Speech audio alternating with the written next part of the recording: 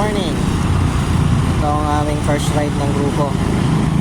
Wala pa kaming official name sa grupo. Yan. Samahan niyo po kami at mag-start kami ng new journey namin. Start kami mag-vlog. Siguro travel and motor vlog ang gagawin namin. Samahan niyo po kami sa mga susunod na vlog namin. Yan po yung aming poging guide rider. Si Poging Jerome. Nandito po kami ngayon sa Go La Union. Mga taga rito kami sa La Union. So samahan nyo kami sa mga sa mga susunod naming vlog. Papakita namin sa inyo kagandahan ng La Union sa pag-travel namin gamit ng aming mga motor. Ayan.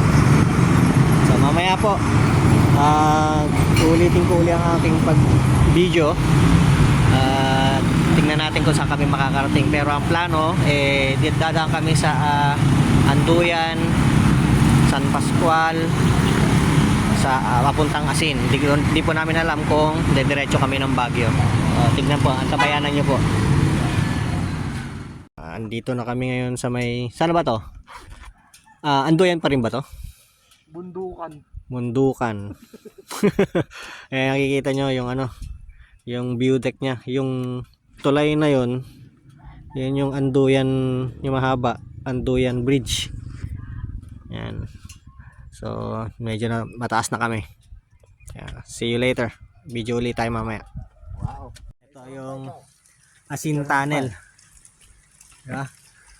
Ano ito? Handmade lang ba yan, Rick? Parang no? Hindi siya sinemento. Oo, hindi siya sinemento, hinukay lang. Walang semento, ang passage lang siya. Tik-tik lang yun tik-tik. Oo, tik-tik lang. Pero one way lang to guys, kaya ingat-ingat kayo pag pupunta kayo rito. Sige, until next video ulit. Guys, nandito kami ngayon sa Bencab Studio. So, dito, itong studio na to, nasa nasa Asin Road. Pero malapit na kami sa boundary ng Baguio. Na Benguet pa rin. So, yun. Tapos nag-lunch kami.